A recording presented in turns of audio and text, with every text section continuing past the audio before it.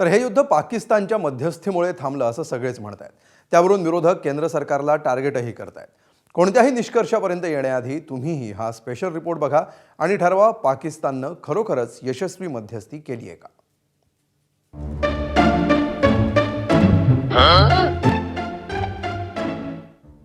दहशतवादाला खतपाणी घालणारा देश अशी ज्याची ख्याती तो पाकिस्तान।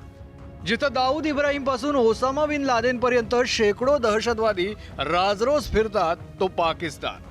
भारत अफगाणिस्तान सोबतच खुद्द इराणमध्ये अतिरेकी कारवाया घडवून आणणारा पाकिस्तान। आता याच पाकिस्तानचे पंतप्रधान आणि लष्कर प्रमुखांनी इराण अमेरिका युद्धात मध्यस्थी केली आहे म्हणे।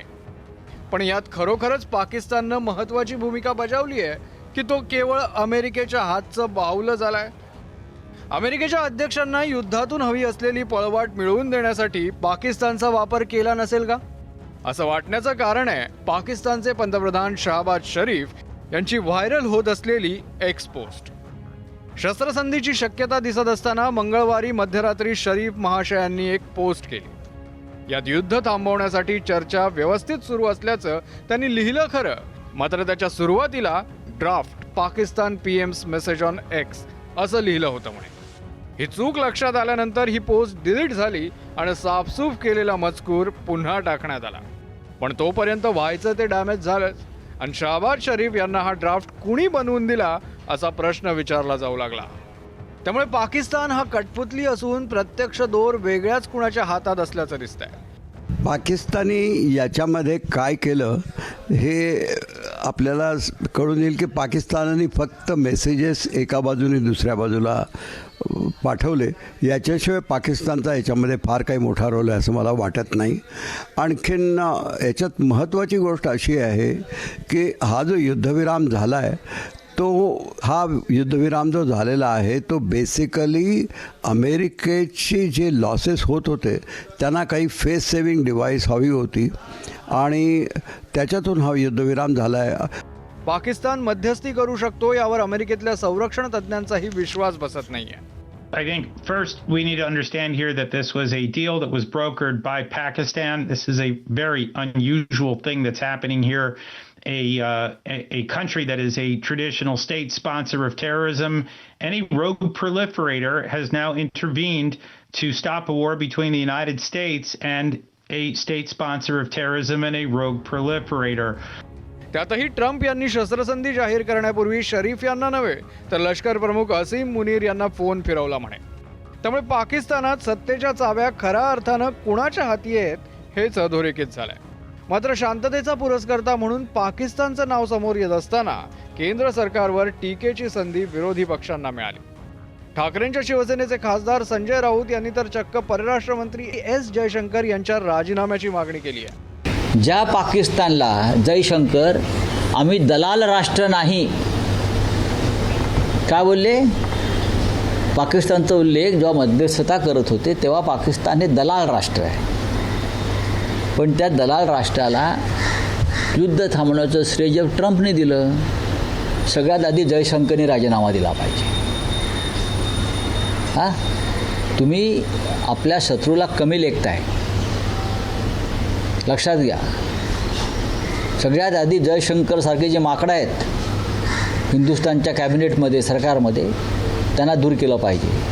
त्यांच्यामुळे या देशाची नाचक्की झालेली आहे। सत्ताधाऱ्यांना प्रश्न विचारणं हे विरोधी पक्षांचं कामच आहे, पण अनेकदा परराष्ट्र व्यवहारांमध्ये काही गोष्टी न बोलता आणि गवगवा न करता करायच्या असतात। अमेरिकेनं शस्त्रसंधी जाहीर करण्यापूर्वी अगदी काही तास आधी परराष्ट्र सचिव विक्रम मिस्त्री वॉशिंग्टनला गेले। अमेरिकेतल्या सत्ताधाऱ्यांशी महत्त्वाची चर्चा करायची असल्यामुळे अचानक ही भेट झाल्याचं त्यांनी सांगितलं। मिस्त्री यांच्या पाठोपाठ अमेरिकेचे भारतातले राजदूत सर्जिओ गोर हे देखील वॉशिंग्टनला गेले। विशेष म्हणजे गोर यांनी थेट व्हाईट हाऊस गाठलं आणि रात्रीचं भोजन त्यांनी ट्रम्प यांच्यासोबत चर्चा करत केलं। याचाच अर्थ पाकिस्ताननं मध्यस्थी केल्याचं चित्र दाखवलं जात असलं तरी पडद्यामागे आणखी अनेक घडामोडी घडल्या आहेत आणि या शस्त्रसंधीत एकापेक्षा जास्त प्लेयर आहेत। इराणच्या सर्वोच्च नेत्यांचे भारतातले प्रतिनिधी काय सांगतायत तुम्हीच ऐका। There are some countries they gathered together. Some countries have come together, and they played a very good role for bringing ceasefire. अमेरिकेच्या दबावातून पाकिस्ताननं केलेलं हे मध्यस्थीचं नाटक त्यांच्याच अंगाशी येऊ शकतं असंही मानलं जात आहे. एकावर हल्ला झाला की दुसऱ्यानं मदतीला यायचं असा करार पाकिस्तानला गेल्या वर्षी सौदी अरेबियासोबत केलाय. मात्र इराणनं हल्ले करत असताना पाकिस्ताननं त्याचा साधा निषेधही केलेला नाही. त्यामुळे पाकिस्तानच्या पथ्यावर पडणारा हा करार सौदी अरेबिया मोडीत काढण्याची शक्यता बळावली आहे. शिवाय इराणच्या अधिक जवळ गेल्यास बाकीचे आखाती देश पाकिस्तानला 4 हात लांब ठेवण्याची शक्यता वर्तवली जाते. इराणचे लोक हे दुसऱ्या देशात विमानाने जाऊन वाटाघाटी करू शकत नाही, रिस्क होतं त्याच्यात.